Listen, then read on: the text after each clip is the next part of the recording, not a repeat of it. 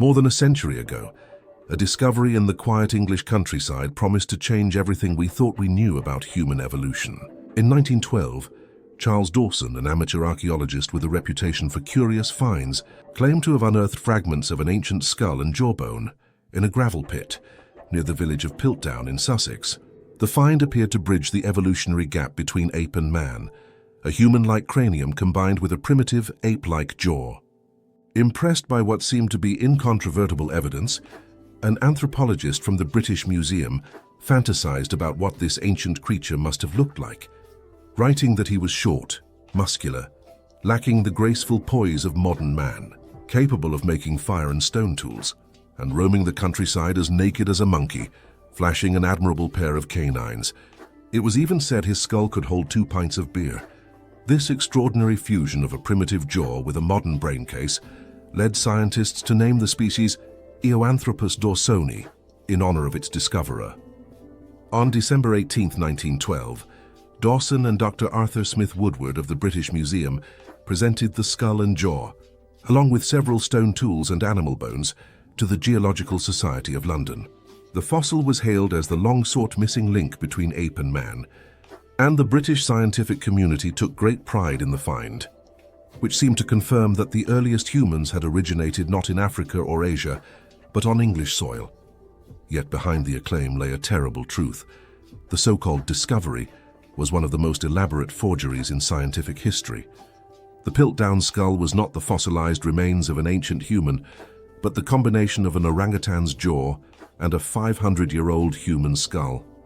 Early skepticism emerged as soon as 1915, when one American anthropologist openly accused the British of fraud, noting that the bones appeared to have been conveniently fractured in ways that allowed broad interpretation. He pointed out that several reconstructions of the skull existed, each slightly different, and that even the placement of the canine tooth changed depending on who handled it. Estimates of the brain's capacity ranged widely, suggesting that much of the reconstruction was guesswork. Dr. Pycraft of the British Museum blamed damage caused by a workman's pickaxe for the missing portions of the jaw, while others argued that the pieces had rotted away or broken naturally.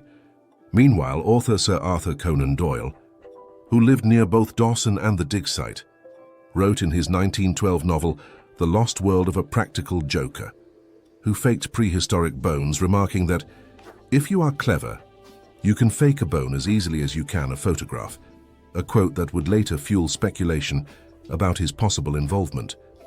It remains unclear exactly when the forgery was created, but around the same time, Dr. Arthur S. Underwood, a London dental surgeon who attended a lecture on human evolution, was asked to examine the jawbone. His brief report, containing only 2 poorly angled X-rays, failed to recognize that the molars had been extracted, filed down, and reinserted, an astonishing oversight given his expertise. Dr. Underwood had previously written about orangutan skulls and jaws a decade earlier, yet he did not notice the striking similarities between those and the so-called Piltdown jaw. His failure, whether due to negligence or deception, has never been fully explained. Interestingly, another expert, Sir Ray Lankester, former head of the Natural History Museum and a close friend of both Dawson and Conan Doyle, had also written about the differences between human and orangutan teeth just months before Eoanthropus dawsoni was revealed. The coincidence is remarkable, as both Underwood and Lancaster possessed the precise knowledge necessary to alter an ape jaw convincingly enough to deceive their peers. How could such experts overlook the jaw's true origin? It defies logic that these men, upon whose opinions the scientific community depended, observed nothing suspicious about the fossil. Dr. Smith Woodward, who led the team that authenticated the find, seemed genuinely convinced of its legitimacy, perhaps blinded by national pride and professional ambition. Alongside his assistant, Dr. Pycraft, he published papers defending the fossil and dismissed growing criticism. Together with Lancaster, they worked to sway public opinion, writing in newspapers and scientific journals to solidify the fossil's place in evolutionary history. The forgery succeeded not only because of its craftsmanship, but because it arrived at the perfect time. The early 20th century was an era of intense scientific competition, with recent discoveries in Germany, France and Indonesia, reshaping the understanding of human origins. Darwin's theories were still controversial, and Britain longed for its own evolutionary hero. Piltdown Man provided exactly that, a patriotic symbol wrapped in scientific glory. Yet the reconstruction created by Dr. Smith Woodward, an expert in prehistoric fish rather than human anatomy, revealed how unprepared the British Museum was for such a find. Lacking anatomical expertise, Woodward and Pycraft mistakenly assembled the skull in a way that would have rendered its owner unable to eat or breathe. Anatomist Dr. Arthur Keith immediately challenged the reconstruction, arguing that it violated basic human physiology. Nonetheless, Woodward clung stubbornly to his version, claiming the skull and jaw must belong to the same individual, which would mean that early humans had modern brains but ape-like jaws, a claim too enticing for the public to resist. The scientific establishment rallied around him, eager to believe. Even when other fossils emerged in Europe and Asia that contradicted Piltdown's features, the British Museum continued to promote Eoanthropus dawsoni as the first. Englishman Dr. Lancaster went so far as to call it the all-important missing link, writing in 1915 that there might be a dozen such skeletons still buried in the Piltdown gravel beds. For decades, Piltdown Man remained an unquestioned pillar of evolutionary theory, appearing in textbooks, lectures, and museum exhibits. Yet behind the scenes, doubts persisted.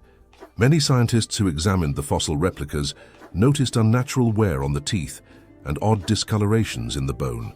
What none of them could know was that the original fossils had been stained with chemicals to appear ancient, and that the teeth had been artificially filed to mimic human wear patterns. Even a simple chemical test, measuring nitrogen content, could have exposed the fraud by showing that the bones were far too young to be prehistoric. Such a test was well within the abilities of Dr. Smith Woodward and his colleagues, yet it was never performed, or if it was, the results were quietly ignored. Outside researchers were denied access to the original fossils and forced to study plaster casts instead, ensuring the deception would remain hidden. The truth finally emerged only in 1953, when advances in dating techniques allowed scientists to re-examine the bones. Tests revealed that the skull was from a medieval human, the jaw from an orangutan, and the teeth had been filed down and stained. The Piltdown Man, once hailed as the greatest discovery in British archaeology, was officially declared a hoax.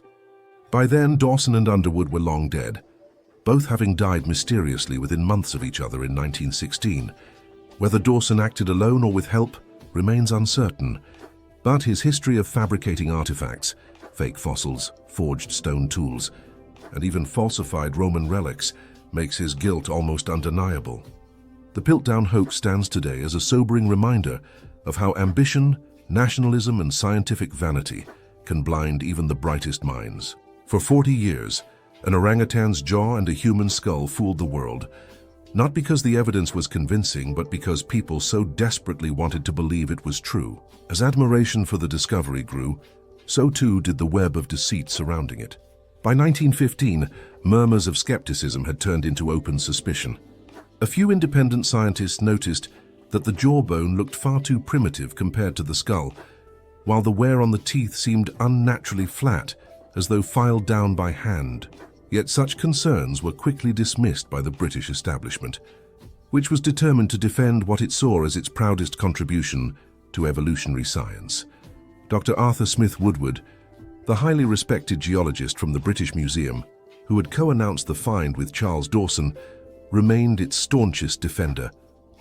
He continued to argue that the jaw and skull came from the same individual, a half-human, half-ape ancestor who had lived hundreds of thousands of years earlier.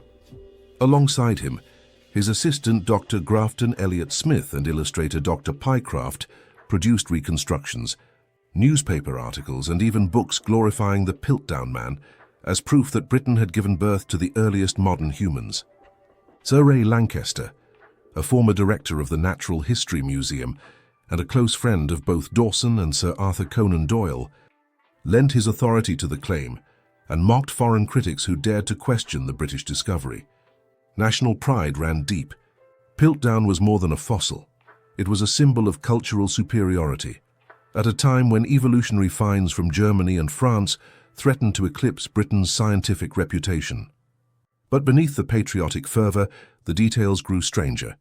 It later emerged that before the hoax became public, both Dr. Lancaster and Dr. Arthur Underwood, a London dentist who had examined the jaw, had written separately about the distinctions between human and orangutan teeth. Their knowledge of such anatomy was so precise that if anyone could have modified an ape's jaw to appear human, it would have been them.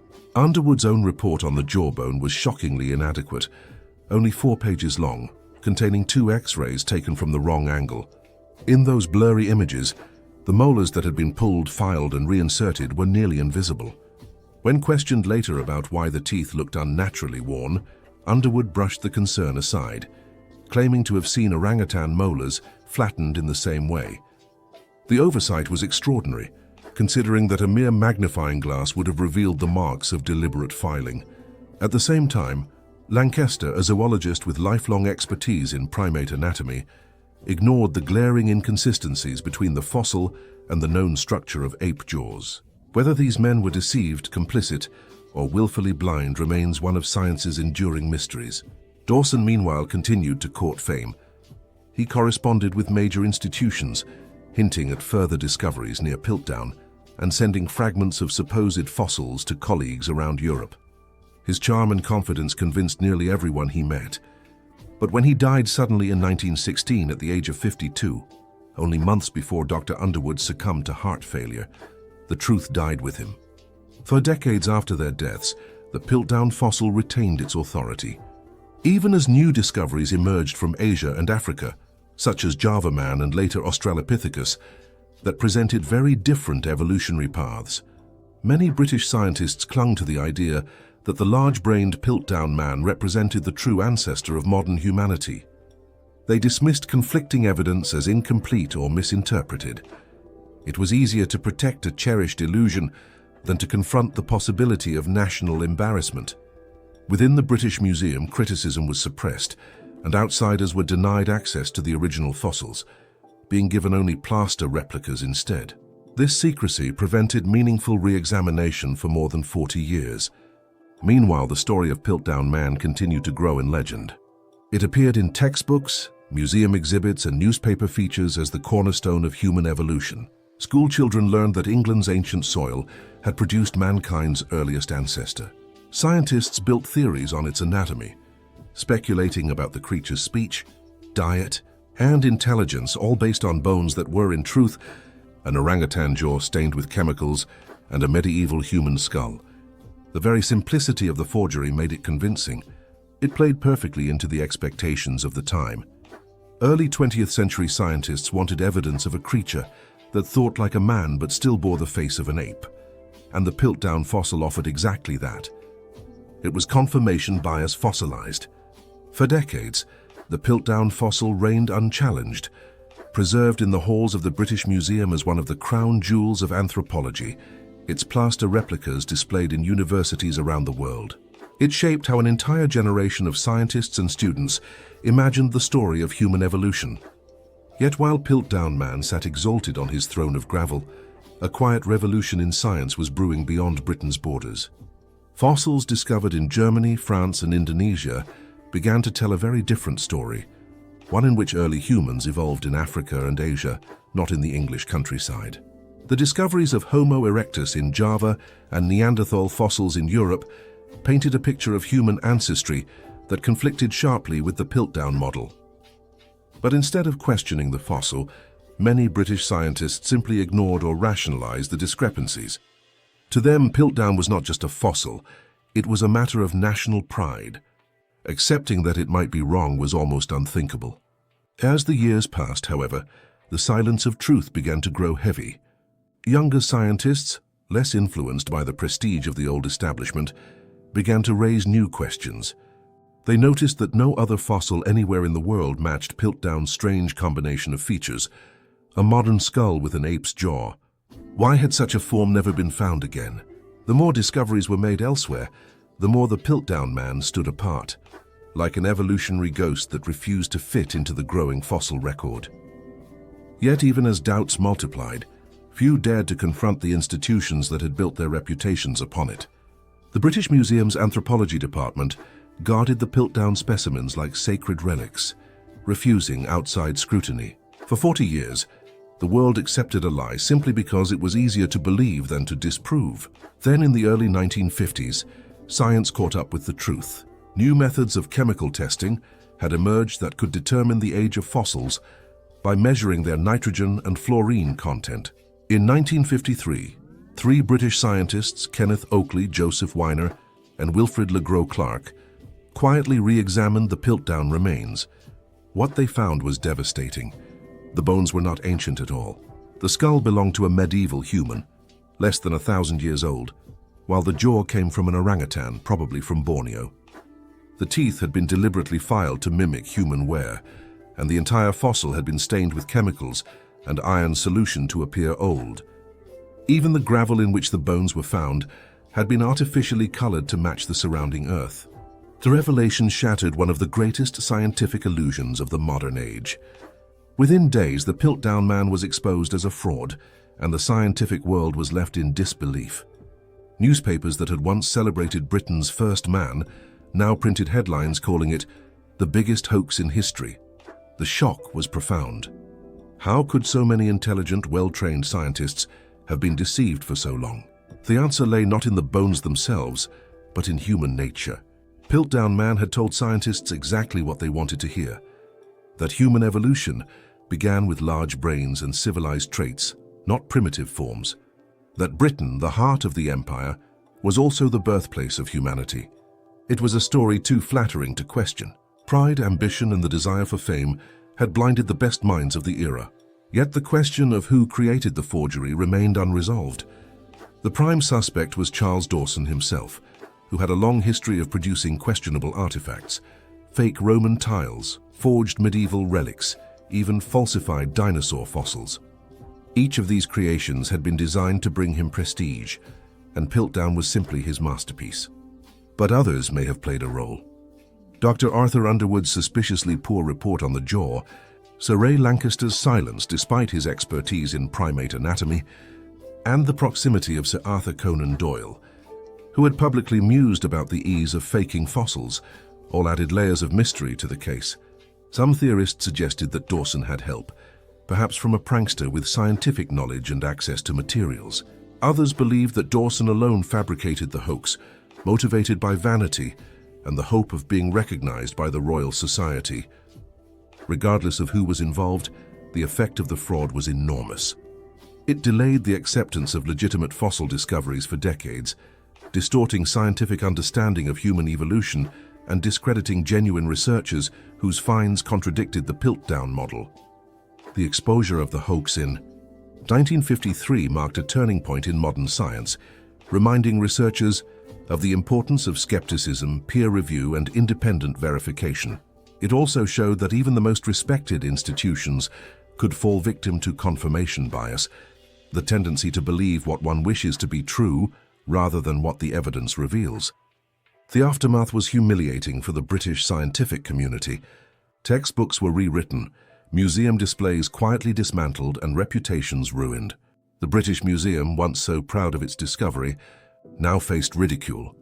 Dr. Smith Woodward, who had died years before still believing in the fossil's authenticity, was posthumously pitied as a man deceived by his own hope.